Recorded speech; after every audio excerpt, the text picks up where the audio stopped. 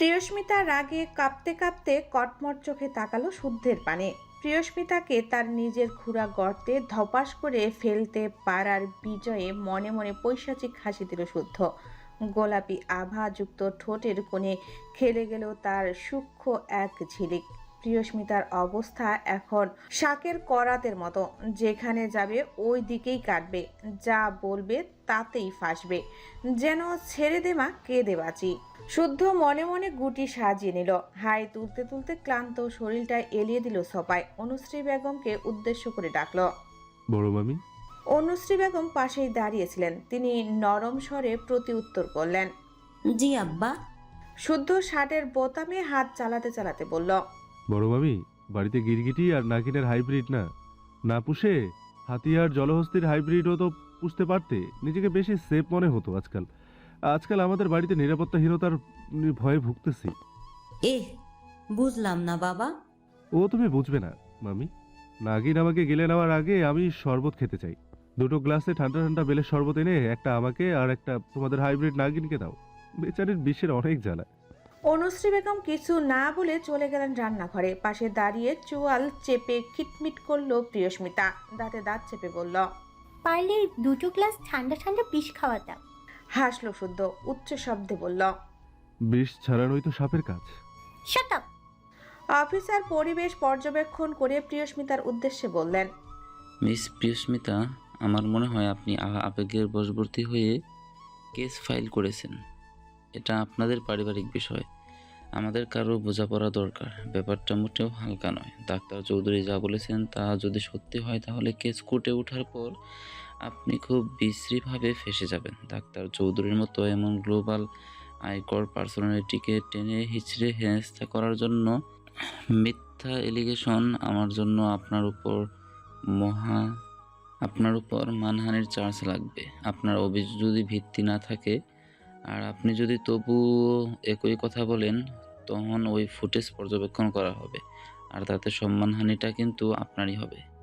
প্রিয়স্মিতা ক্ষিপ্ত দৃষ্টিতে তাকালো শুদ্ধের দিকে, কিন্তু শুদ্ধ পাত্তাই দিল না। সে স্টিকে টান দিয়ে গুড়গুড় শব্দে জুস খাচ্ছে।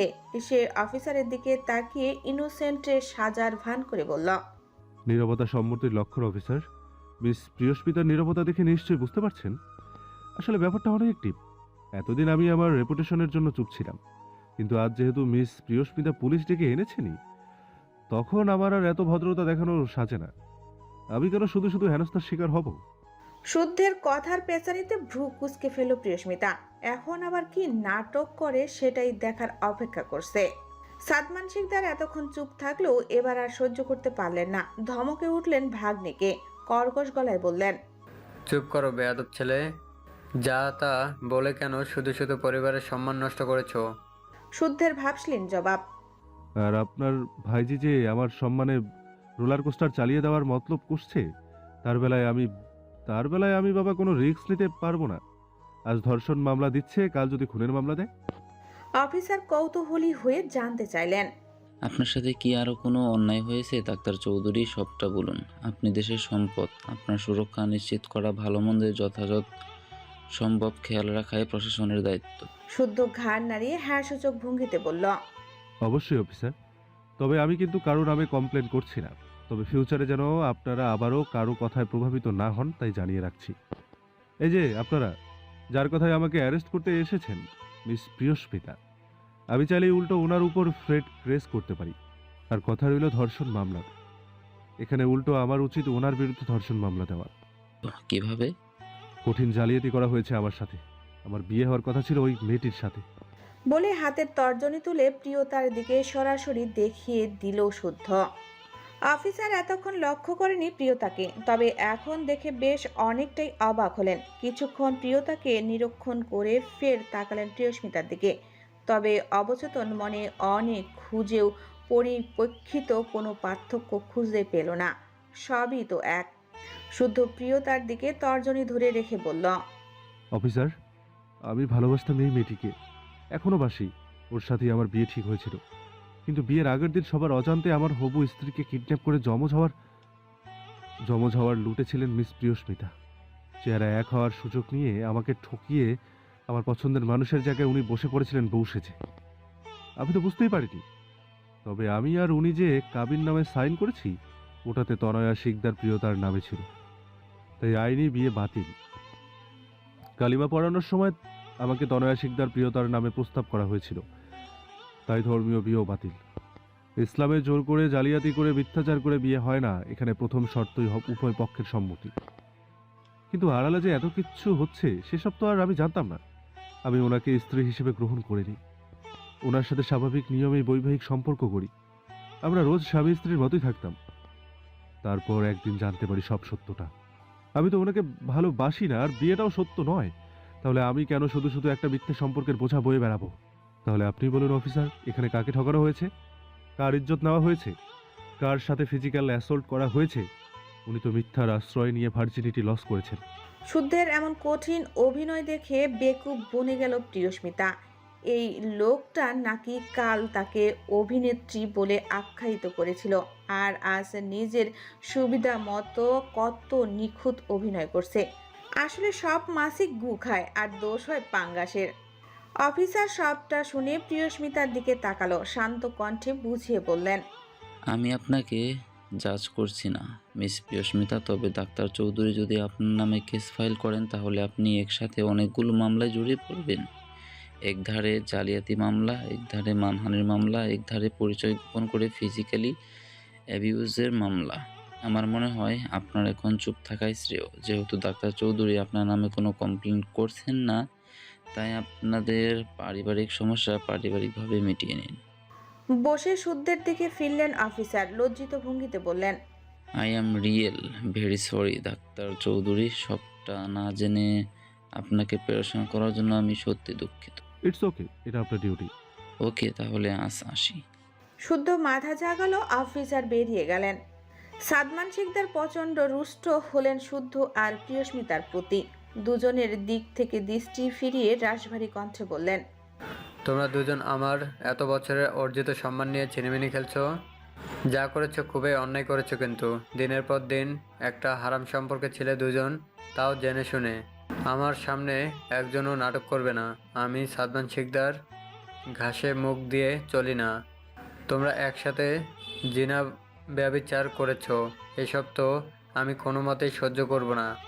শুদ্ধ ক্লান্তিতে শরীর বাঁকিয়ে হাই তুলল, নির্বিকার কণ্ঠে বলল, রাবণের পতনের জন্য রামের ভূমিকা ছিল মাত্র 10%, আর বিভীষণের ভূমিকা ছিল 90%। আসলে বাইরের শত্রুর প্রয়োজন নেই, এমন ঘর শত্রু বিভীষণ থাকাই যথেষ্ট ছিল। আপনাকে নিশ্চয়ই এখন বানান করে বোঝাতে হবে না বড় মামু। ওসব যাই হোক, এটা বংশের সম্মানের প্রশ্ন।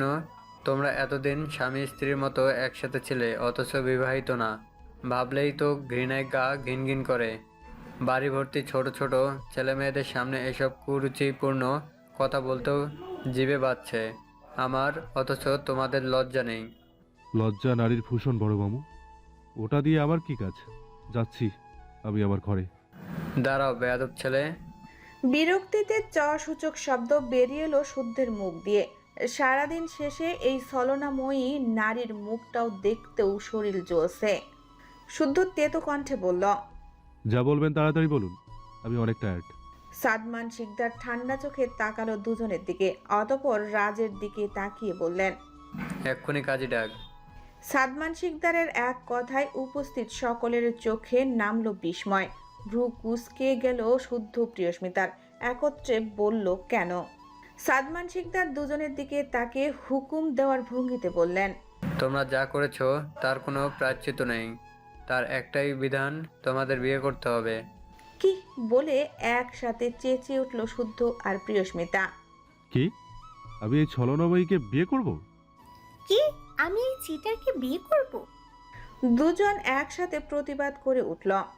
শুদ্ধ প্রিয়স্মিতার দিকে তর্জনী আঙ্গুল তুলে বলল, শোনো, প্রয়োজনে আমি বিষ খাবো তবুও তোর মতো, আচ্ছা শোন, প্রয়োজনে আমি বিষ খাবো তবুও তোর মতো ছলনাময়ীকে বিয়ে করব না। প্রিয়স্মিতাও নাক শীতকালো, মুখ বিকৃত করে বলল, আরে যা যা, প্রয়োজনে আমি হারপিক খাবো, তবু তোর মতো চিটারকে বিয়ে করব না। তুই তো গু, তোর জন্য হারপিকই ঠিক আছে, ওটাই খেয়ে মর। আমি গু হলে তুই পাতলা পায়খানা। ইস, গুমূত্র ছড়িয়ে আমাদের বাড়িটা পায়খানা বানিয়ে দিল এরা। নাক চেপে বাতাস করলো তন্ময়। অরণ্য সম্মতির স্বরে নাক চেপে ধরে বলল। ঠিকই বলেছিস ভাই, এমন গন্ধ গন্ধ লাগছে। হুম। শুদ্ধ রেগে বলল। সামনে থেকে দূর হয় দূরমুখী। প্রিয়স্মিতা দ্বিগুণ রেগে বলল। তুই দূর হ বাদর মুখ, তোর ওই খেজুরের পাছার মতো মুখ একদম দেখাবি না আমায়। ওদের দুজনের ঝগড়া দেখে ব্যাককল বনে তাকিয়ে রইল সকলে। এক কথায় দু কথায় ঝগড়া বাঁধিয়ে দিল দুজন। সাদমান শিকদার বজ্রকণ্ঠে ধমকে উঠলেন। চুপ করো। থেমে গেল শুদ্ধ আর প্রিয়স্মিতা। দুজনে হুম বলে মুখ বাঁকিয়ে চলে গেল দুদিকে। ওরা যেতেই মুখ চেপে খিক খিক করে হেসে উঠল অরণ্য ও তন্ময়। এতক্ষণ তারা রেডি টু কুকু পপকর্ন খেতে খেতে এই চরম বিনোদন উপভোগ করছিল। ওরা চলে যেতেই মন খারাপ হয়ে গেল তন্ময়ের। মুখ কালো করে বলল। যা, এত তাড়াতাড়ি মুভি শেষ হয়ে গেল, ধুর। অরণ্য মুখ বেজার করে বলল। যা বলেছিস ভাই, বেশ ভালোই তো লাগছিল। শুধু শুধু বড় আব্বু খেলাটা নষ্ট করে দিলেন। তবে যাই বলিস আর তাই বলিস, এরা সেজদা আর সেজ ভাবির থেকেও বেশি বিনোদন দিবে। এবার থেকে সবসময় পপকর্ন নিয়ে রেডি থাকতে হবে। কথা বলতে বলতে মুখ চেপে ফিক করে হেসে উঠল দু ভাই। তুরানকে জোর জবরদস্তি হাত পা বেঁধে বসে রাখা হয়েছে কসাইখানায়। তাকে দু নয়ন মেলে দেখতে বাধ্য করা হচ্ছে সবকিছু। সে হাত পা মোচড়ামুচড়ি ছটফট করছে, তবুও চুল পরিমাণ ছাড় দেওয়া যাচ্ছে না তাকে। জায়গাটা গন্ধে শরীর গুলিয়ে বমি আসছে তুরানের। এই পাশবিক হত্যা নীলা আর সহ্য হচ্ছে না। বারবার মনে হচ্ছে এসব দৃশ্য দেখার থেকে মৃত্যু শ্রেয়। তাকে যেখানে বসিয়ে রাখা হয়েছে সেটা সাধারণ কোনো কসাইখানা নয়, বা এখানে সাধারণ কোনো পশুকে জবাই দেওয়া হয় না। এটা অন্যরকম, সম্পূর্ণ আলাদা, পৃথিবীর শ্রেষ্ঠ নৃশংসতম জায়গাগুলোর মধ্যে একটা বলতেও ভুল হবে। জায়গাটা এত এরোটিক, ড্রিপি আর ডিস্টার্বিং যা বর্ণনা করাও দুঃসাধ্য। ঘরটা ইট কাঠ কিংবা সিমেন্টে নয়, বরং কালো গ্রানাইট পাথর মিশিং দিয়ে কেটে পালিশ করে তৈরি করা হয়েছে। বিস্তৃত বিশাল মেঝে জুড়ে পেতে রাখা বিরাট একটা কালো কুসকুসে সমতল পাথর। পাথরের এদিকে ওদিকে উঁচু নিচু গর্তে জমে আছে পিচ্ছিল তাজা রক্ত। কালো গ্রানাইট দেওয়ালগুলোতে নতুন পুরাতন কালচে লাল রক্তে অজস্র পিকচিরি। উত্তরে ঝুলছে হাই পাওয়ারের এলইডি লাইট, সাথে গুমোট একটা দম বন্ধকর পরিবেশ আর গা গুলোনো গন্ধ, যেমন কসাইখানাগুলোতে থাকে আর কি। তবে এই জায়গার গন্ধটা অনেক বেশি দুঃসহনীয়, অতিরিক্ত রকম বিদঘুটে। সাধারণ মানুষ 2 মিনিট দাঁড়িয়ে থাকলে গন্ধে গড়গড় করে বমি করে দিবে। কক্ষ জুড়ে চারিদিকে বিশাল বিশাল গ্লাডিন পাথর, যার উপর রাখা বড় বড় মাংসের টুকরোগুলো সুনিপুণ ভঙ্গিতে কেটে ছোট ছোট টুকরো করছে কসাইরা। পাথরের উপর নাইফ ঘষণের খ্যাচ খ্যাচ শব্দ কান ধরে যায়। সামনে একটা কালো পাথরে অক্সিজেন মাস্ক পরিয়ে বসিয়ে রাখা হয়েছে তুরানকে, যাতে করে গন্ধে জ্ঞান না হারিয়ে ফেলে।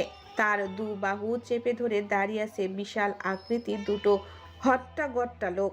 তুরান পুলিশ অফিসার, অত্যন্ত দৃঢ় ও শক্ত মনের, তবুও এত নিকৃষ্টতা নৃশংসতা সহ্য করতে পারছে না। তার মন অসহায়ত্বে চোখ দুটো ভিজে উঠছে বারবার। তার চোখের সামনেই জীবিত মানুষগুলোকে ধরে ধরে গরু মুরগির মতো জবাই দেওয়া হচ্ছে, আর সে এতটাই কাপুরুষ যে তার দেখা ছাড়া কিছুই করার নেই। গলায় ছুরি চালিয়ে দেওয়ার পর তার চোখের সামনেই মানুষগুলো মৃত যন্ত্রণায় হাত পা ছড়াছড়ি করতে করতে নিস্তেজ হয়ে যাচ্ছে। হাত পা মুখ বেঁধে জবাই দেওয়া হচ্ছে গরু ছাগলের মতো। মৃত্যুর যন্ত্রণা শেষ আত্মনাটুকু করতে দেওয়া হচ্ছে না তাদের। অতঃপর তাদের শরীরগুলো থেকে সুদক্ষ প্রফেশনাল হাতে অর্গান আর মিট আলাদা করা হচ্ছে। ইস্কি নারকীয় দৃশ্য। এমন নিকৃষ্ট নৃশংস অমানবিক দৃশ্য আর সহ্য হচ্ছে না তুরানের। বারবার এনজাইটিতে প্যানিক অ্যাটাক আসছে। চিৎকারও দিতে পারছে না, সহ্য করতে পারছে না। চোখ বন্ধ করে দাঁতে দাঁত চিপে বসে আছে তুরান। চোখের সামনে একের পর এক মর্মান্তিক হত্যাকাণ্ড চলছে, আর সে কাপুরুষের মতো চুপচাপ বসে আছে, কিছুই করতে পারছে না। চোখে ভাসছে শুধু মানুষগুলোর অসহায় মুখ। শরীরের রক্ত ফুটছে তুরানের। হঠাৎ পরিচিত কণ্ঠে ধপ করে চোখ খুলে ফেলল তুরান। তার সামনে শার্টের হাতা গুটিয়ে বিশেষ দক্ষ হাতে মাংসের পিস করছে প্রণয়। হাত দুটো রক্তে লাল, ঠোঁটে পৈশাচিক হাসি আর চোখে বিকৃত তৃপ্তি। সাদা শার্টে যতটা ছুটে আসছে রক্ত, তার মাংস কুচি করার ভঙ্গি দেখে মনে হচ্ছে কোনো মাস্টার শেফ মিট প্রেস করছে। তুরান লোকটার এমন সুদর্শন চেহারার আড়ালে মনস্টারকে দেখে অবাক হয় না। সে জানে এই লোকটা কত বড় মাপের সাইকোপ্যাথ, মস্তিষ্ক বিকৃতি, সাইলেন্ট কিলার। এই লোকটা শুধু যে ক্রিমিনাল এমনটা নয়, বিশ্বের টপ 5 সিরিয়াল কিলারদের একজন। মানুষের রক্তে এদের বড্ড নেশা। সাধারণ মানুষকে তাদের কাছে কীটপতঙ্গ মনে হয়। প্রণয় ঠোঁটের পৈশাচিক আনন্দ বজায় রেখে চোখ তুলে বলল, কি ভাবছেন সাব ইন্সপেক্টর তুরান জাওয়াদ? তবে যা ভাবছেন ঠিকই ভাবছেন। আমি সিরিয়াল কিলার বা সাইলেন্ট কিলার নই, আই অ্যাম হিউম্যান হান্টার। তবে এটার কোনো প্রুফ কিন্তু আমার কাছে নেই। তুরানের সমস্ত শরীর রাগে থরথর করে কেঁপে উঠল। প্রণয় বাঁকা হেসে দেখল তা, দৃষ্টি নামিয়ে পুনরায় মনোযোগ দিল মাংস কাটায়। একজন গার্ড মুখ থেকে মাস্ক খুলে দিল তুরানের। সাথে সাথে রাগে ক্ষোভে ফেটে পড়ল তুরান, চিৎকার দিয়ে উঠল, চোখ দুটো অস্বাভাবিক লাল। আপনি আপনি কি মানুষ নাকি পিশাচ? মনে কি কোনো দয়া মায়া নেই? প্রণয়ের সোজা উত্তর, যেটা আপনি ভাববেন। তবে আই গেস সেকেন্ড অপশনটাই right. I am not human being, I am devil in the world and I am proud of my personality. গার্ডকে ঝাড়া মেরে সরিয়ে তেড়ে এসে প্রণয়ের কলার চেপে ধরল তুরান। হাতের চাপাতি স্থির হলো প্রণয়ের। শান্ত ঈগলের ন্যায় দৃষ্টিপাত করলো তুরানের চোখে। চোখে চোখ পড়তেই নাড়ি ভুঁড়ি পর্যন্ত নড়ে উঠল তুরানের। কলার থেকে হাত ছুটে গেল আপনা আপনি। কিসের জন্য একটা ভয় খুব সূক্ষ্মভাবে বিঁধে গেল কলিজায়। মুহূর্তেই আওয়াজ বন্ধ হয়ে গেল পুরোপুরি। প্রণয় ডেভিল স্মাইল দিয়ে নিজের রক্তাক্ত হাতে তুরানের হাত চেপে ধরল। আটকে উঠে সিটকে দূরে সরে যেতে চাইল তুরান। গা গুলি এলো তার। প্রণয়ের হাসি বিস্তৃত হলো। সে তুরানের ঘাড় চেপে ধরে সোজা মুখ ঠেসে ধরল মাংসের স্তূপে। চোখে মুখে রক্ত মিশ্রিত শীতল মাংস লাগতেই শরীর ঝাঁকি দিয়ে উঠল তুরানের। সরে যাওয়ার জন্য ছটফট করলেও ছাড়ল না প্রণয়। গুনে গুনে 50 সেকেন্ড পর হাত সরাতেই সাথে সাথেই হরহর করে বমি করে দিল তুরান। প্রণয় ওর চোখের সামনেই আরেকজনকে ধরে জবাই করে দিল, তবে এক কোপে ঘাট থেকে আলাদা করা নয়, হালাল পদ্ধতিতে ধীরে ধীরে ঘষে ঘষে। তুরানকে সেন্স হারাতে দেখে বজ্র ন্যায় গর্জন করে উঠল প্রণয়। ও যেন কোনো মতেই জ্ঞান না হারায়। গাটরা প্রায় সাথে সাথেই তুরানের মুখে অক্সিজেন মাস্ক চেপে ধরল পুনরায়। পাক্কা 10 মিনিট পর শান্ত হলো তুরান। তার শ্বাস প্রশ্বাস কিছুটা স্বাভাবিক হলো। সে তীব্র ঘৃণা মিশ্রিত চোখে তাকিয়ে বলল, ছি, নরকের নির্বাসিত শয়তান। ওগুলো মানুষ, মুরগির বাচ্চা নয় যে এভাবে জবাই দিবি। তোর পরিবারের মানুষকে এভাবে তোর সামনে জবাই দিলে কেমন লাগবে? ভালোই লাগবে। ছি, এসব অন্যায় করতে তোর একটু খারাপ লাগে না? এতটুকু কি মনুষ্যত্ব বেঁচে নেই তোর মধ্যে? এমন নিরপরাধ মানুষগুলোকে কিভাবে মারিস? হাত কাঁপে না? তোর আকৃতি তো এখনো মানুষের মতো, কিন্তু তুই তো আসলে মানবদেহের আড়ালে নরকের নির্বাসিত কোনো পিশাচ। তুরানের কথায় কোনো ভাবান্তর দেখা গেল না প্রণয়ের মধ্যে। টিস্যুতে রক্ত মুছতে মুছতে খুব স্বাভাবিক কণ্ঠে নিজেকে ডিফেন্ড করলো, যেন তার কোনো অন্যায় নেই, যেন সে এটাকে বেসিক নিড হিসেবে দেখেন। রক্ত যদি আমার রক্ত তৃষ্ণা মেটায়, পিপাসা জুড়ায়, মন উন্মোদনা জায়গায়, শিরায় শিরায় আগুন ধরায়, মস্তিষ্কে প্রশান্তির জোয়ার আনে, তাহলে খুন করা অন্যায় কিভাবে হয়? শিকারের তৃষ্ণা কি দোষের? যখন ছড়ির ফাঁক গলে উষ্ণ রক্ত ঝরে, আর সে দৃশ্য যদি তোমাকে পৃথিবীর স্বর্গ দেখিয়ে দেয়, শ্রেষ্ঠ আনন্দ দেয়, তাহলে ভুলটা কোথায়? এই দুনিয়াতে আনন্দে থাকার অধিকার সবার আছে, তাহলে আমি কেন থাকবো না? জবাব শুনে তাজ্জব বনে গেল তুরান। ভাষা খুঁজে পেল না এই লোকটাকে কিছু বলার। এই লোক তাদের চিন্তা চেতনা কল্পনার থেকে বহু দূর এগিয়ে। তারা যতটা বিকৃত মস্তিষ্কের ভেবেছিল, এই লোকটা তার থেকেও অনেক বেশি সাইকো, জনসাধারণের জন্য এক চলমান হুমকি। ভাবতে ভাবতে তুরানের হঠাৎ ভয় লাগে প্রিয়তার জন্য। এই লোকটা তো মানুষ নয়, সাক্ষাৎ পিশাচ। তাহলে ও তো যে কোনো সময় এই সতেজ ফুলটাকে নষ্ট করে দিতে পারে। কবে জানি তার মাথায় খুনের নেশা চাপবে আর সে শেষ করে দেবে ওই জীবন্ত ফুলের উদ্যান। তুরানের ভাবনা শেষ হওয়ার আগেই প্রণয়ের শীতল কণ্ঠ ভেসে এলো।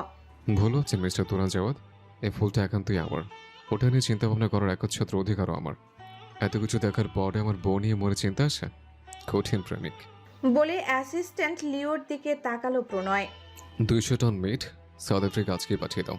পরিণাম শুনে রক্ত ছলকে উঠল তুরানের, মুখ থেকে অটোমেটিকলি চিৎকার বেরিয়ে এলো। হোয়াট? কত? 200 টন? মানে কত? কয়েক হাজার থেকে কয়েক লাখ মানুষ। তুরান আর ভাবতে পারল না, বসা থেকে উঠে গার্ডদের ইশারা করলো প্রণয়। সাথে সাথেই তুরানকে টেনে হিঁচড়ে পাশের একটা কাচের রুমে নিয়ে গেল তারা। বিশাল গ্লাস রুমটায় ঠিক মাঝখানে দাঁড়িয়ে আছে প্রণয়। চারপাশে ছোট ছোট অগণিত গ্লাস বক্স, যার মধ্যকার সবুজ ফ্লুইডে ডুবিয়ে রাখা হয়েছে হাজার হাজার যুবকের কাটা মাথা। শুধু যুবক নয়, বাচ্চা আর কিশোরও আছে। ঘরটায় পা রাখতেই মাথা চক্কর দিয়ে উঠল তুরানের। চারপাশের সামনে পেছনে ডানে বামে চোখ পড়তেই আটকে উঠল সে। চোখের সামনে অগণিত কাটা মাথা দেখে ব্যালেন্স হারিয়ে উল্টে পড়ল কাচের মেঝেতে। বিস্ময়ে তার চক্ষু চড়ক গাছ। পুরো ঘরে আর না হলেও কয়েক লাখ মাথা তো থাকবেই, আর ঘরটাও নিহাতি কম বড় নয়।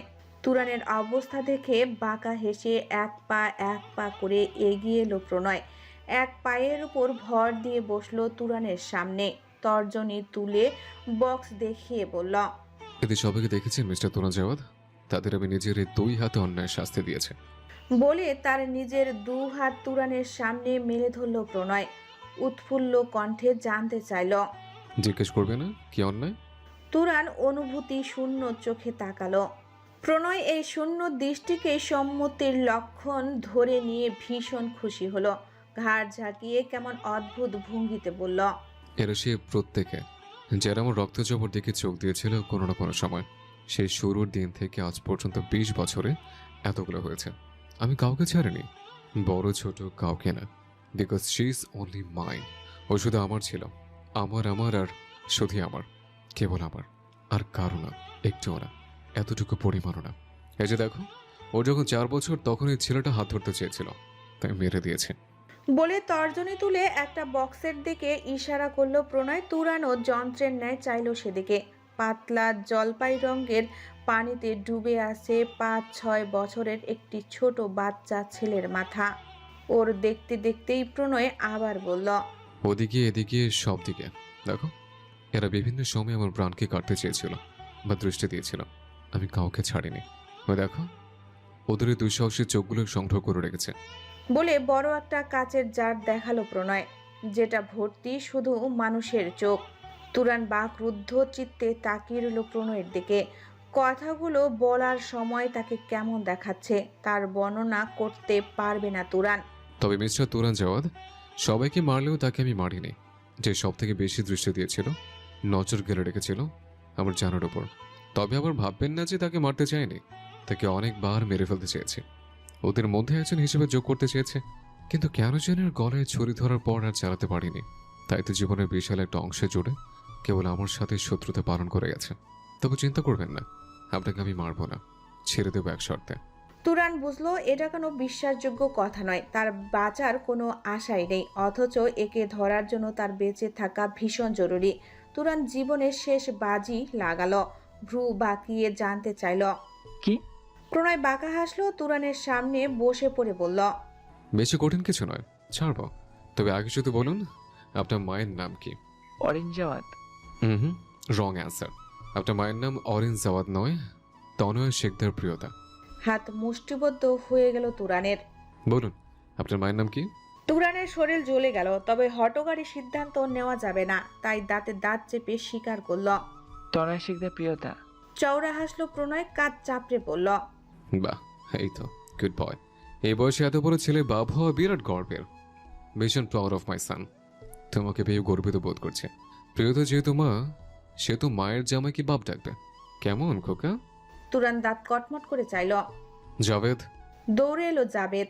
আমার ছেলেকে সযত্নে বাড়ি পৌঁছে দাও। দেখবে ওর গায়ে যেন একটা ধুলোবালি না লাগে। মনে রাখবে, সে আমার ছেলে আবরার শিকদার প্রণয়ের ছেলে। ভয়ে ভয়ে ঢোক গিলল জাবেদ। আল্লাহর নাম নিয়ে বাসায় প্রবেশ করা মাত্রই প্রিয়স্মিতার সম্মুখীন হয়ে গেল প্রণয়।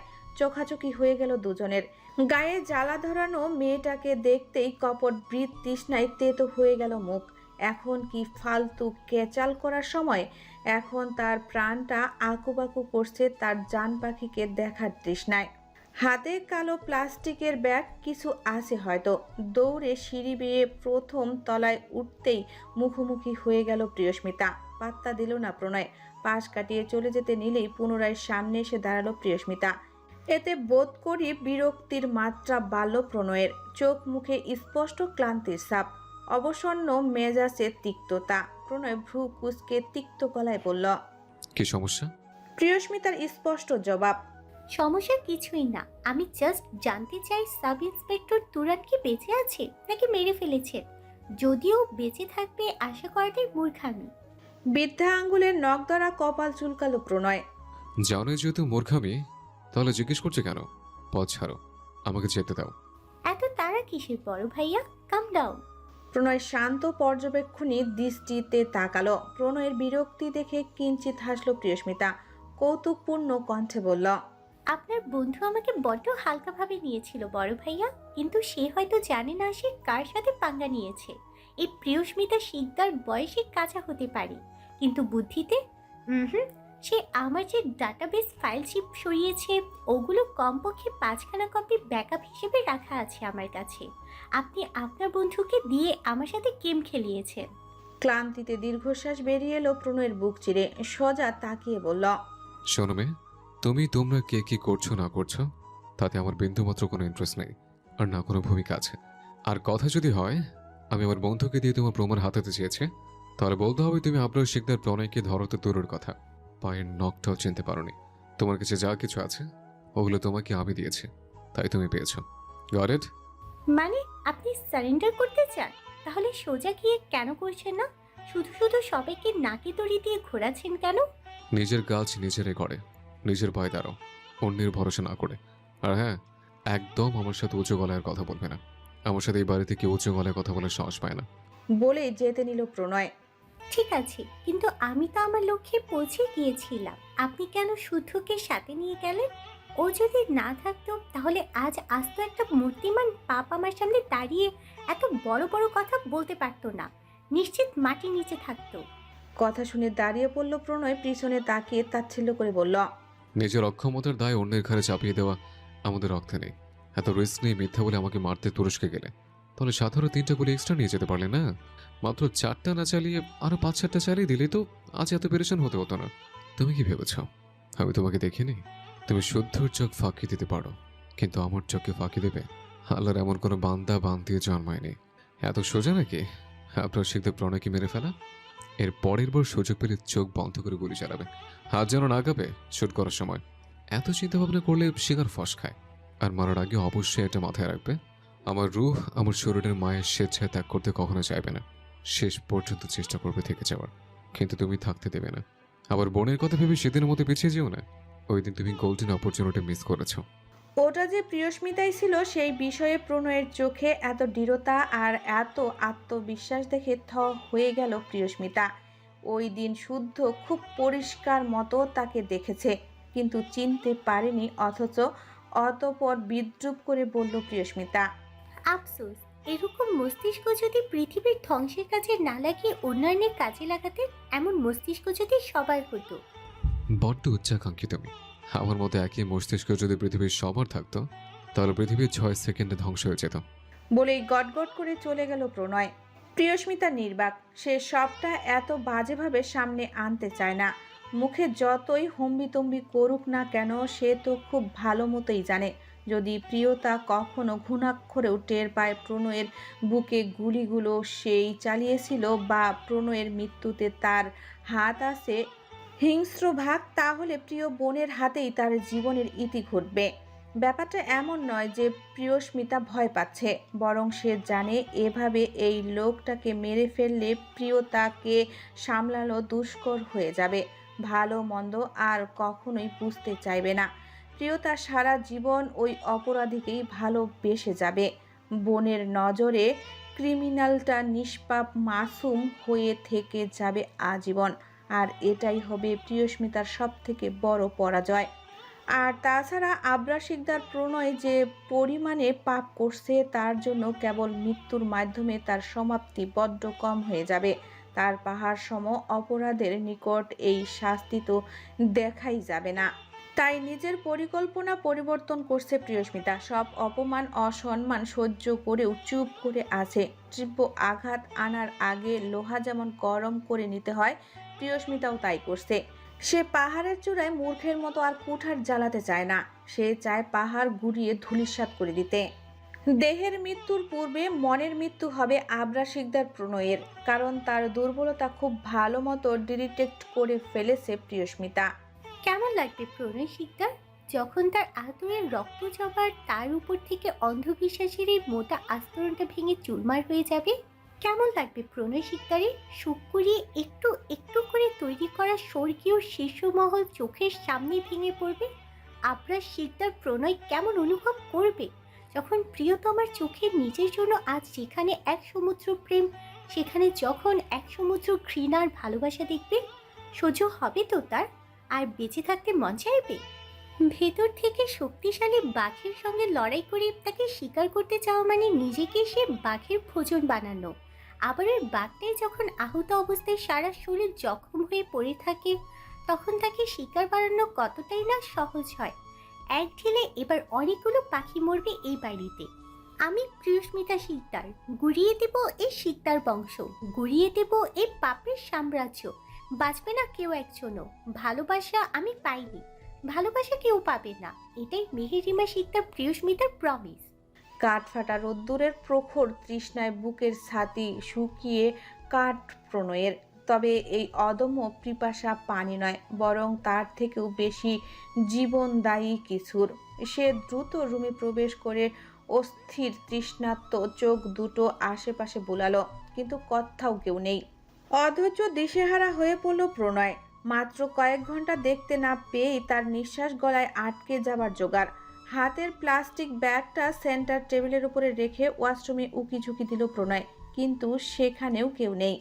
অথচ অবুঝ বোবা হৃৎপিণ্ডটা বারবার জানান দিচ্ছে যে সেই হৃদয় হরিণীর উপস্থিতি আশেপাশে আছে। প্রণয় এদিকে ওদিকে তাকাতে তাকাতেই চোখ পড়ল ব্যালকনিতে। হালকা বাতাসে দুলছে ম্যাট কফি কালারের পর্দাগুলো। ঠোঁটে হাসি ফুটে উঠল প্রণয়ের। বড় বড় পা ফেলে এগিয়ে গেল সেদিকে। বিশাল বারান্দার উত্তর পাশের একটা সিঙ্গেল বেতের মরায় বসে আছে প্রিয়তা। তার উদাস চোখ দুটো সামনের বিস্তর সবুজ আম বাগানে স্থির। বার্ষিকী পূর্ণ বড় বড় গাছগুলো ভরে উঠেছে নতুন মুকুলে। সন্ধ্যা ঘনিয়ে এসেছে প্রায়। ডুবন্ত সূর্যের এক ফালি কমলা রঙা আলো এসে পড়েছে ফর্সা গালে। কালো চুলের রাশি পিঠ ছাড়িয়ে লুটিয়ে পড়েছে মেঝেতে। প্রণয় দূর থেকে দেখল তার জানকে। কাছে আসতে আসতে স্পষ্ট হলো মুখখানি। প্রণয়ের মনে হলো কেউ তার উত্তপ্ত কলিজায় দু টুকরো শীতল বরফ ছুঁয়ে দিল। ধীরে ধীরে কাছে চলে এলো প্রণয়। অসাবধানতায় ওড়নার একাংশ বিছিয়ে আছে মেঝেতে। দৃশ্যটা বোধ করি দেখে পছন্দ হলো না প্রণয়ের। সে ফট করে ওড়নার শেষাংশ কুড়িয়ে নিল মেঝে থেকে। সযত্নে ধুলো ঝাড়তে লাগলো কাপড়টা থেকে, যদিও মেঝেতে এক দানাও ধুলোবালি নেই। প্রিয়তার বোধহয় মন খারাপ। সে প্রাণ পুরুষের উপস্থিতি অনুভব করলেও পাত্তা দিল না। মুখ ঘুরিয়ে রাখলো অন্যদিকে। সারাদিন এটা ওটা বলে বক বক করতে থাকা তোতা পাখিকে চুপ হয়ে যেতে দেখে ভ্রু কুঁচকে ফেলল প্রণয়। তবে বেশি ভাবল না। বড় বড় দু হাতে শক্ত করে পেঁচিয়ে নিল প্রিয়তাকে। পেছন থেকে জড়িয়ে ধরে মুখ গুজে দিল মাদকের সাম্রাজ্যে। প্রিয়তা হালকা কাঁপল। জড়িয়ে ধরার চাপে সামনের দিকে ঝুঁকে গেল কিছুটা। তবে ব্যক্তিগত পুরুষের স্পর্শ পাওয়া মাত্রই বোধ হয় অভিমানের পাহাড় গলতে শুরু করলো ধীরে ধীরে। প্রণয় লম্বা চুলের গভীরে নাক মুখ ঘষতে ঘষতে গম্ভীর হিসকি কণ্ঠে বলল, আমার বাচ্চাটা এমন গাল ফুলেছে কেন? কি হয়েছে? কারাতে বড় সাহস? আমার জানকে কে কষ্ট দেয়? প্রিয়তা নাক টেনে প্রণয়ের হাতের উপর হাত রাখলো, তবে কোনো প্রত্যুত্তর করলো না। ময়না পাখি, এবারও নিশ্চুপ থাকলো প্রিয়তা। অভিমানে নাকের ডগা ফুলে ফুলে উঠছে, গাল দুটো টকটকে লাল। প্রণয়ের চুল থেকে মুখ উঠিয়ে হাঁটু গেড়ে বসে পড়লো মেঝেতে। প্রিয়তার 2 পা জড়িয়ে ধরে ওরুতে মাথা রাখলো, নরম গলায় বলল, সারাদিন কাজ করে এসে কি গোমরা মুখটা দেখতে ভালো লাগে? এতক্ষণে কথা ফুটলো প্রিয়তার, মুখ ভার করে বলল, আমার কিছু লাগবে না, ওগুলো নিয়ে আপনি আপনার ভাই বোনকেই দিন। ওরাই তো আপনার সব। আমি কে? কোন ক্ষেতের মূলা আমি? অন্যদিকে তাকিয়ে এক নিঃশ্বাসে কথাগুলো বলল প্রিয়তা। প্রণয়ের ভ্রু কুঁচকে গেল অটোমেটিকলি। কারা উল্টাপাল্টা বকে তার বাচ্চা বউকে উস্কিয়েছে তা তো আর বলার অপেক্ষা রাখে না। তবুও আগুন কিভাবে লাগিয়েছে তার বর্ণনা তো শুনতেই হবে। প্রিয়তার কোলে মাথা রেখে পায়ের নূপুর নিয়ে খেলতে শুরু করলো প্রণয়। বা পা জড়িয়ে ওর উপর রেখে নূপুরের বলগুলো নাড়াতে নাড়াতে বলল, আমার ভাই বোনগুলো শুধু হাতে পায়ে বড় হয়েছে, কিন্তু খেরুতে গোবর ছাড়া তো কিছুই নেই। তুই আহম্মকগুলো কি বলেছে আমার জানকে? তুই শুধু একবার আমাকে বল, একটা চটকানা দিয়ে সবগুলোর গাল চপটে এক করে দেব। কত সাহস! আমার বউকে কথা শোনায়। প্রশ্রয় পেয়ে এবার পুরোপুরি গলে গেল প্রিয়তা। প্রণয়ের চুলে হাত রেখে নাক টানতে টানতে বলল, ভাইয়া, ছোট ভাইয়া, মেজো ভাইয়া, সেজো দা, ছোড়দা, ওরা সবাই শুধু আমার পেছনে লাগে, এমনকি পিচ্চু তন্ময়ও। আচ্ছা, কি বলেছে শুনে? আমি ওদের বড় ভাইয়ের বউ, ওরা আমাকে কখনো একটু সম্মানও করে না। সারাদিন তুই তুকারি করে কুদ্দুসের বউ, রহিমের বউ, আকলিসের বউ, অমুকের বউ, তমুকের বউ এসব বলে ডাকে। আচ্ছা, আমার জামাইয়ের নাম কি কুদ্দুস, রহিম, আকলিস? দ্রুততার সাথে মাথা নাড়ল প্রণয়, বইয়ের তালে তাল মিলিয়ে বলল, না না, একদম না। হ্যাঁ, কই আমার জামাই আর রহিম, কুদ্দুস, কই ওরা? তাও তো কিছু বলি না, কিন্তু আমার অনেক শখ ছিল আমার অনেক দেবর ননদ থাকবে, তারা সারাদিন আমাকে ভাবি ভাবি বলে ডাকবে, কিন্তু কোথায় কি? ওরা পারে না একটা একটা করে আমার চুল ওঠায়, আরও বলে আমি নাকি ভাবি ডাকলে ওদের প্রেস্টিজে যাবে, আমাকে ভাবি বলে ডাকলে। কি একটা ব্যাপার, আমি নাকি ওদের নাতনির বয়সী, এটা কোনো কথা? আচ্ছা, তাহলে এই ব্যাপার। হুম। প্রণয় লম্বা একটা শ্বাস ফেলে বসা থেকে উঠে দাঁড়ালো। প্রিয়তা হাত টেনে ধরে বলল, চল। প্রিয়তা অবুঝ নেত্রে চাইলো, পাত্তা দিল না প্রণয়। প্রিয়তাকে নিয়ে সোজাসুজি রুম থেকে বেরিয়ে নিচে চলে গেল। প্রীতম, প্রেম, রাজ, অরণ্য, সমুদ্র, থেরা, তড়ি, তন্ময়, কোথায় তোরা? সবকটা এখনই বেরিয়ে আয়। চেঁচিয়ে ডাকলো প্রণয়। বড় ভাইয়ের ডাক পেয়ে মিনিট গড়ানো পূর্বেই হুড়মুড়িয়ে ড্রয়িং রুমে এসে হাজির হলো সবগুলো। তন্ময় অরণ্যের কানে কানে ফিসফিসিয়ে বলল, এই বস, আমি নিশ্চিত এই মুখলেসের বউ আমাদের নামে কেঁদে কুটে তার জামাইয়ের কাছে বিচার দিয়ে দিয়েছে। দিতেই পারে। আজকে কি হয়েছিল? রোজ যা হয়, দাদানরা আর ভাইয়ারা দুপুরবেলা অনেক খেপিয়েছে। আব তো গয়া। অরণ্য ঢোক গিলে বলল। ডাকছো দাদান? ও কি হয় তোদের? প্রিয়তাকে সামনে এনে দেখিয়ে জানতে চাইল প্রণয়। প্রশ্ন শুনে বেকুব বনে গেল উপস্থিত সকলে। একে অপরের মুখ চাওয়াচাওয়ি করে একসাথে বলে উঠল বোন। আর বোন ছাড়া কি হয়? মানে দাদান? তোদলাচ্ছিস কেন? বল, আর কি হয়? মৃদু শব্দে ধমকে উঠল প্রণয়। কেঁপে উঠল সমুদ্র, ফট করে বলল, ভাইয়ের বউ। তাহলে ভাইয়ের বউকে মানুষ কি বলে ডাকে? ভাবি। তাহলে আমি তোদের কি লাগি? বড় ভাই। তাহলে আমার বউকে তোদের কি বলে ডাকা উচিত? ভাবি। কথাটা যেন মাথায় থাকে। আজকের পর থেকে যেন তোমাদের একজনকেও আমি আমার বউকে নাম ধরে ডাকতে না শুনি। সবাই কান খুলে শোনো ডাক। বয়সেও তোদের ছোট যতই হোক, কিন্তু সম্পর্কে তোদের ভাবি লাগে। কি লাগে? ভাবি। সকলে সম্মতি জ্ঞাপন করল।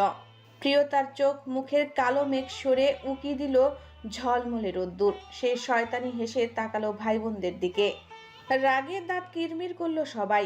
প্রণয় ওদের দিকে তাকাতেই সকলে একসাথে বলল, সরি ভাবি। প্রিয়তাও সেই ভাব নিয়ে বলল, ঠিক আছে ঠিক আছে। অরণ্য তন্ময়ের কানে কানে আবার বলল, ওরে শালা, কত নাটক জানি দেখো। ভাই তো দেখছি। প্রণয় প্রিয়তাকে নিয়ে পুনরায় ঘরে চলে গেল। খুশি খুশি মেজাজে বিছানার উপর লাফিয়ে বসলো প্রিয়তা। আহ্লাদি কণ্ঠে বলল, দেখান দেখান কি এনেছেন আমার জন্য। পাগলিটার উচ্ছ্বাস দেখে হেসে ফেলল প্রণয়। সেন্টার টেবিলের উপর থেকে কালো প্লাস্টিক ব্যাগটা নিয়ে বসে পড়ল প্রিয়তার পাশে। প্যাকেটটা হাতের তালুতে নিতেই গরম অনুভব হলো প্রিয়তার। খুশি যেন এক মুহূর্তে লাফিয়ে দ্বিগুণ হয়ে গেল। প্রণয় গালে হাত দিয়ে মুগ্ধ চোখে দেখছে। প্রিয়তার হাসির সাথে যেন হেসে উঠছে প্রণয়ের গোটা পৃথিবী।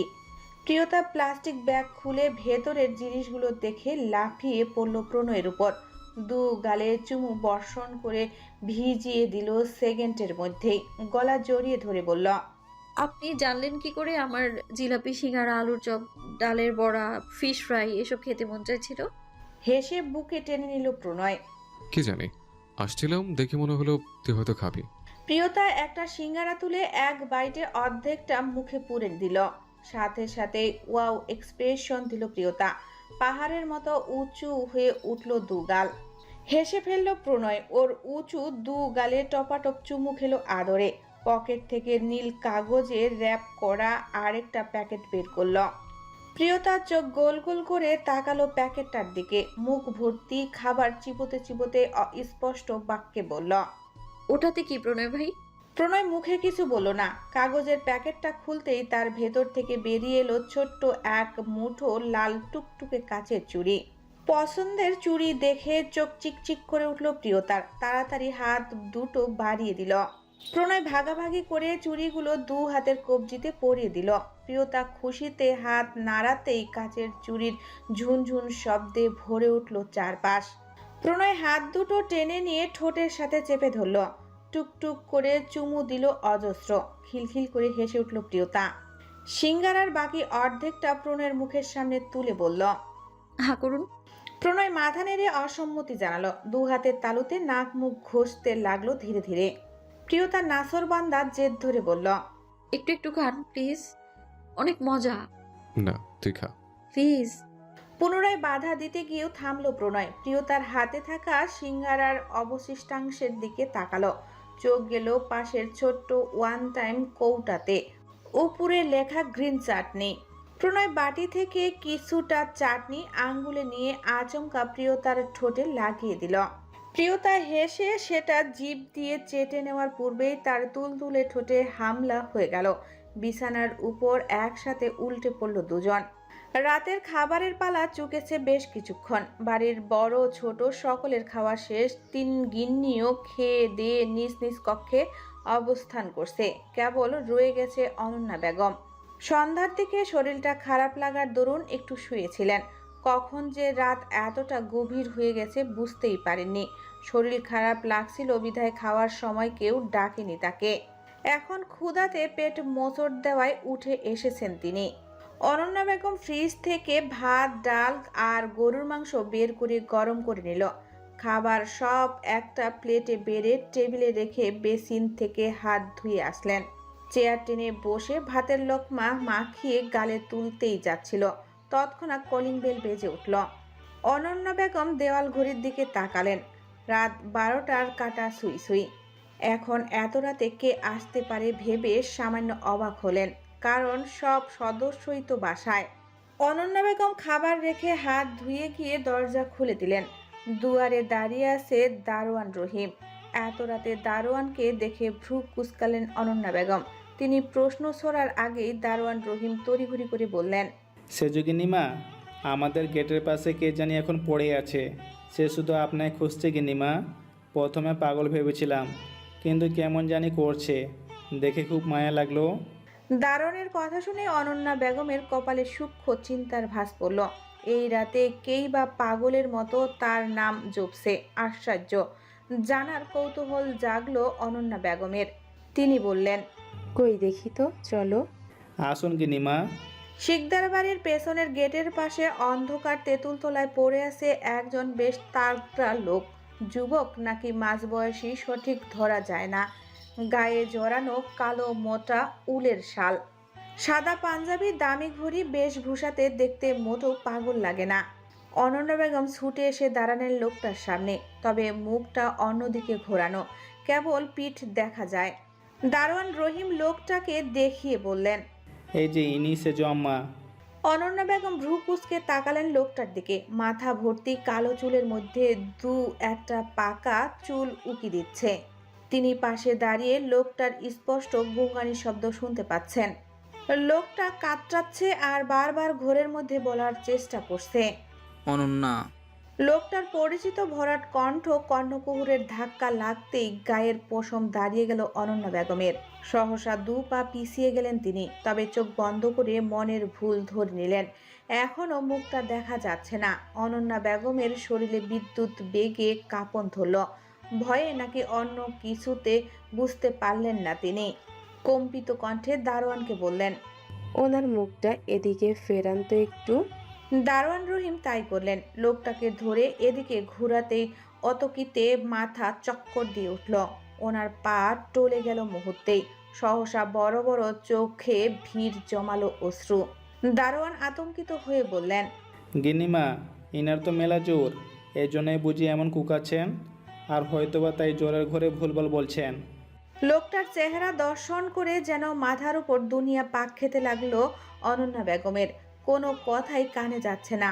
লোকটার মুখ ভর্তি কাঁচা পাকা চাপ দাড়িতে স্পষ্ট উজ্জ্বল শ্যামবর্ণের চেহারা, তবে ত্বকে এখনো বেজায় জুলুস। পাকা চুল বাদ দিলে চেহারার বিন্দু মাত্র বয়সের ছাপ নেই। যে কেউ চোখ বন্ধ করে বলবে বয়স 39 কিংবা 40-এর বেশি নয়। দারোয়ান রহিম জিজ্ঞাসু চোখে তাকালেন। কি করবে ইনাকে সেজো গিন্নিমা? অনন্যা বেগম ঘর থেকে বেরিয়ে এলেন। হাত পা অসাড় লাগছে। ওনার চোখের সামনে পরিষ্কার চিত্তে ভেসে উঠছে 35 বছর আগের অতীত। তিনি চোখ মুছে স্বাভাবিক হওয়ার চেষ্টা করে কাঁপা গলায় বললেন, এনাকে আপাতত সার্ভেন্ট কোয়ার্টারে নিয়ে যান। 1 গ্লাস গরম দুধ খাইয়ে দিয়ে জ্বরের ঔষধ খাইয়ে দেবেন। আমি যাই, সকালে এসে দেখে যাব। বলে দৌড়ে স্থান ত্যাগ করলেন অনন্যা বেগম, যেন পালিয়ে গেলেন এক প্রকার। এমন অদ্ভুত আচরণে তাজ্জব বনে গেল দারোয়ান। কিন্তু কি আর করার, মালকিনের অর্ডার। তিনি সহ বাকি 3 জন গার্ড মিলে লোকটাকে ধরাধরি করে সার্ভেন্ট কোয়ার্টারে নিয়ে গেলেন।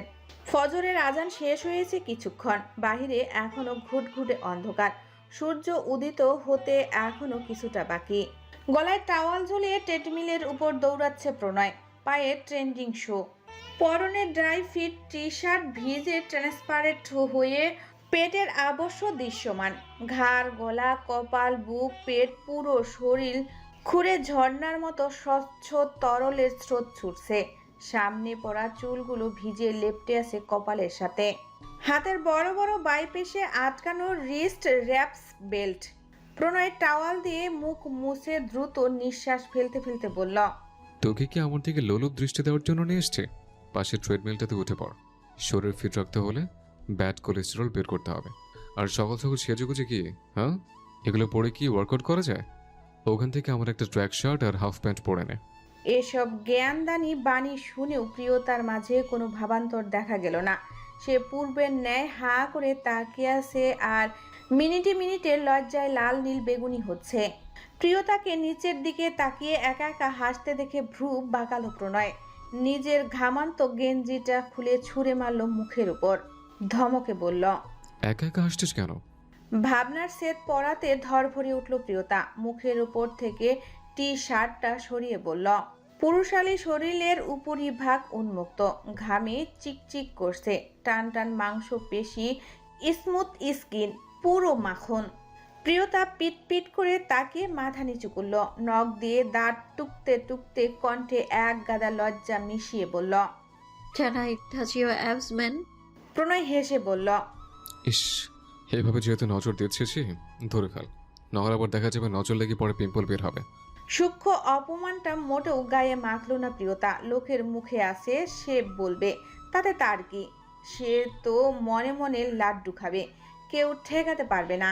প্রিয়তা লাল হতে হতে সত্যি সত্যি কাছে গিয়ে হাত রাখলো অ্যাপসে। চোখ দুটো চিকচিক করছে তার।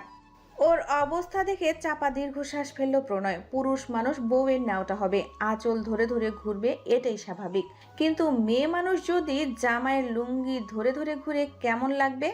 মেশিন অফ করে ড্রামবেলের দিকে এগিয়ে গেল প্রণয়। প্রথমেই 70 কেজি তুলতে নিল, সাথে সাথে এক লাফে আবার কাছে চলে গেল প্রিয়তা। প্রবল আগ্রহ নিয়ে বলল, এটা আমি তুলবো। বুকে হাত গুজে শান্ত দৃষ্টি নিক্ষেপ করলো প্রণয়। মনে মনে হাসলো বোধ হয়, তবে হ্যাঁ না কিছুই বলল না।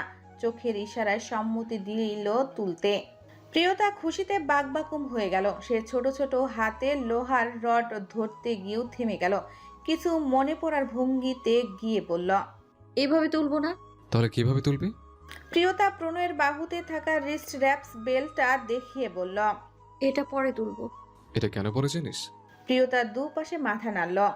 এটা পরে যাতে বাইসেপস থাকলে হাতের মাংসপেশিতে টান না লাগে। কিন্তু তোর বাইসেপস কোথায়? প্রিয়তার ঠোঁট উল্টালো, জেদ ধরে বলল, তবুও পরবো। প্রণয় তর্কে জড়ালো না। প্রিয়তার দু হাতের বাহুতে রিপস র্যাপস পরিয়ে দিল। এবার তোল। প্রিয়তা খুশিতে ডগমগ হয়ে ড্রামবেলটা তুলতে নিল, কিন্তু এক চুলো এদিক থেকে ও দিক করতে সমর্থ হলো না বেচারির।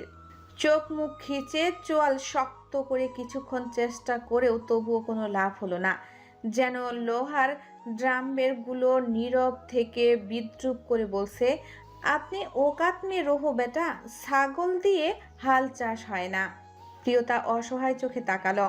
প্রণয়ের হাসিতে পেট গুরুম গুরুম করছে, তবুও মুখভয় স্থির গম্ভীর।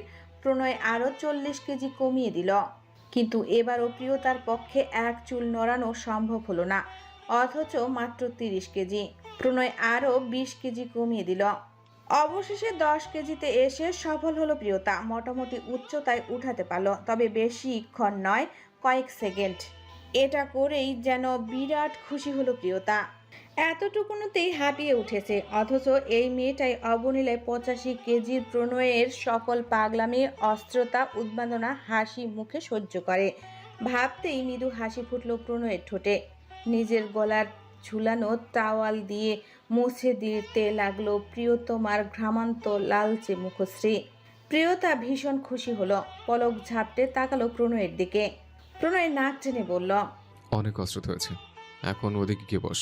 বলে পুনরায় 70 কেজি তুলতে নিল প্রণয়, কিন্তু এবারও বাগড়া দিল প্রিয়তা। দৌড়ে গিয়ে ঝুলে পড়ল বাহু ধরে। তুলুন। হেসে ফেলল প্রণয়। বাইরে সূর্যের আলো ফুটছে ধীরে ধীরে। জানা অজানা পাখির করতালিতে মুখরিত হচ্ছে চারপাশ। স্ট্যান্ডের উপর ডান হাত দিয়ে ব্যালেন্স রেখে বা হাতে প্রিয়তাকে তুলে তুলে এক্সারসাইজ করতে লাগলো প্রণয়। সাধারণ ফিটনেস ফ্রিক মেনদের জন্য এক হাতে 50 কেজি তোলা অনেক বেশি চাপ, কারণ সব পেশার পরে এক হাতের উপর। তবে এটা প্রণয়ের জন্য দুধ ভাত, কারণ ওর বয়স যখন 2 থেকে 3 বছর, তখন থেকেই তাকে ওয়েট তুলতে দেখলে বা পুশ আপ দিতে দেখলে দৌড়ে চলে আসতো মেয়েটা। হাতে পিঠে ঝুলে পড়তে পারলেই ভীষণ আনন্দিত হতো। বাচ্চামিটা এখনও রয়ে গেছে, এখন যেমন হাসছে খিলখিল করে। প্রিয়তমার হাসি দেখে মুগ্ধ হলো প্রণয়, হাসলো সেও। বেলা বাড়তেই শিকদার বাড়িতে জনসাধারণের ঢল নেমেছে, ধীরে ধীরে বাড়ছে লোক সমাগম। আজ এই বাড়িতে একসাথে দুটো অনুষ্ঠান।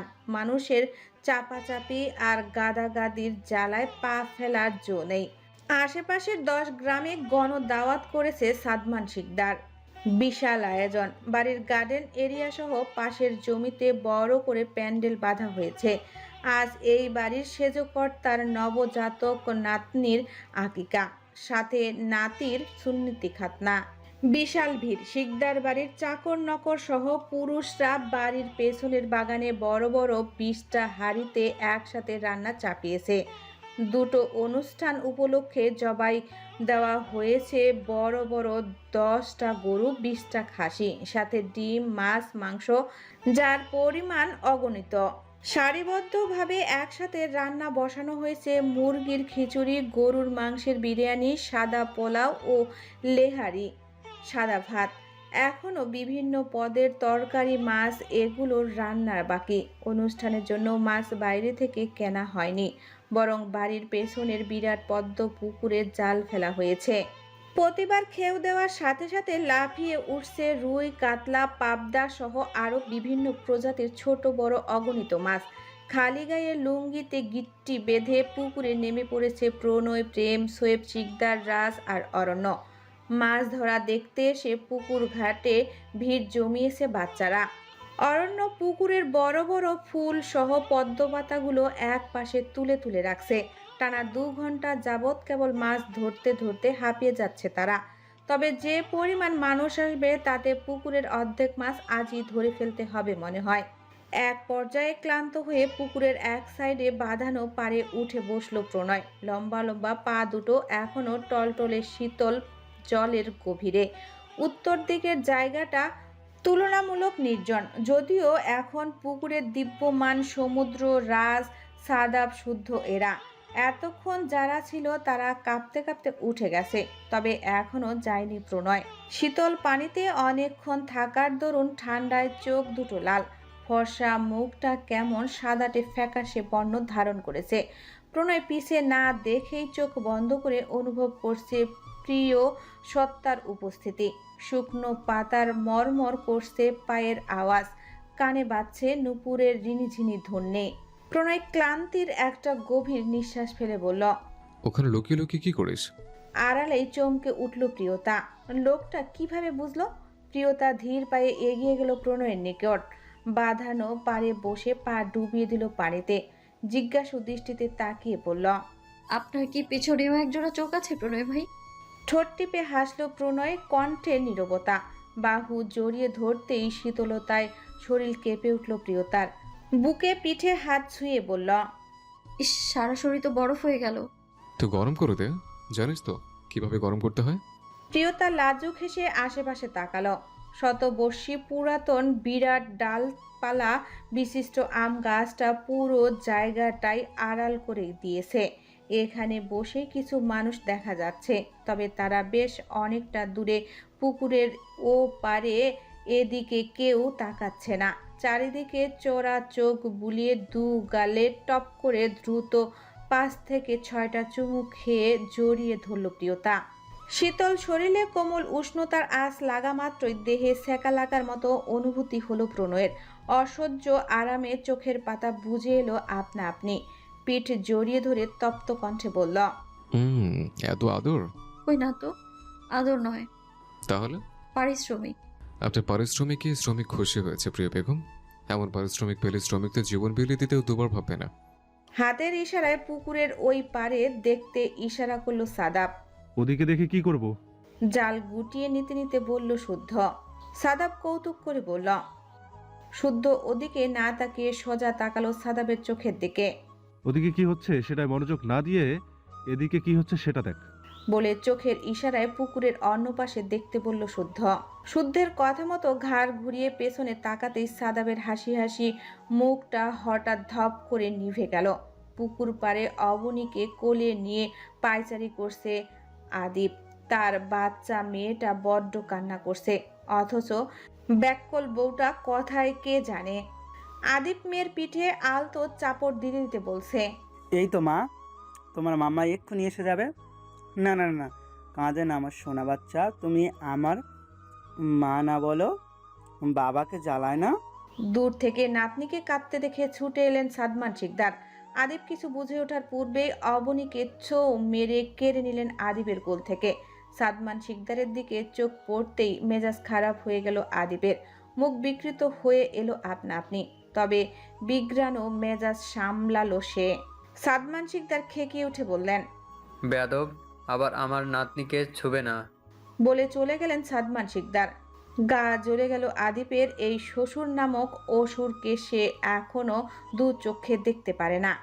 আগে তার বউ নিয়ে টানাটানি করত, এখন মেয়ে নিয়ে টানাটানি করে। অসহ্য। এত বাচ্চার শখ থাকলে তো শাশুড়ি মা এখনো যথেষ্ট স্ট্রং, একটা নিয়ে নিতেই পারে। তা না, আমার একটা মাত্র মেয়ে নিয়ে কাড়াকাড়ি। আর তার মেয়েটাও হয়েছে মায়ের মতো মির্জাফর। অন্য সময় পাপা পাপা বলে মুখে ফেনা তোলে, অথচ এখন নানাকে পেয়ে ঢং ঢং করে পাপাকে ভুলে গেল। সাদাবের দৃষ্টির বদল দেখে বাঁকা হাসল শুদ্ধ। তার কলিজা পোড়াতে এলে সেও সবার কলিজা পুড়িয়ে দিতে জানে।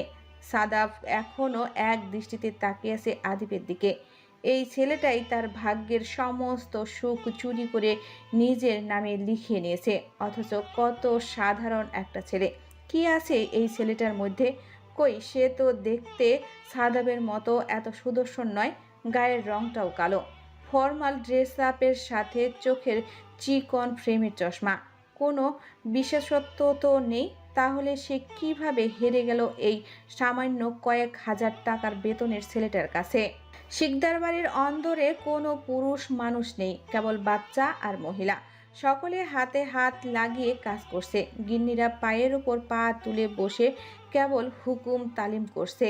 বড় বড় ঝুড়ি করে মাছ বয়ে আনা হচ্ছে আর লেজে ছাই মাখিয়ে সেসব পরিষ্কার করছে মহিলারা রান্নার জন্য মাছ ধুয়ে বেছে ভেজে পরিষ্কার করে দিবে, তবেই বাইরের রান্না শুরু হবে।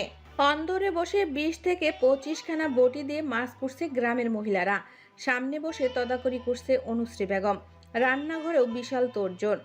কাজে হাত লাগিয়েছে প্রিয়তা, পরিণীতা, উষা, ইনায়া, পূর্ণতা, তীরা সকলে। শিকদার বাড়ির করা নিয়ম, কাজের লোক দিয়ে সব করানো হলেও রান্না করানো হয় না। আবারও চৈত্র মাস পড়ে গেছে বিধায় অতিরিক্ত গরমে হাঁসফাঁস করছে মেয়েগুলো। ছোট্ট জানালা দিয়ে অল্প বিস্তর বাতাস ঢুকছে, তবে পরাণে স্বস্তি দেওয়ার জন্য তা যথেষ্ট নয়। আর এই রান্নাঘরটাও শিকদার বাড়ির তথাকথিত রান্নাঘর নয়, এটা বাড়ির উত্তর দিকের বিশাল একটা রান্নাঘর। এক সারিতে বিশাল বড় বড় 5টা মাটির চুলা, একটাতে ডাল বসিয়ে দিয়েছে ইনায়া, অন্যটাতে আলু ভাজি সহ অন্যান্য নিরামিষ পদের তরকারি। কড়াইতে তেল গরম করে আগে থেকে নুন হলুদ মাখানো মাছের বড় বড় টুকরোগুলো গরম তেলে ছেড়ে দিল প্রিয়তা। কপালে ঘাম মুছে বলল,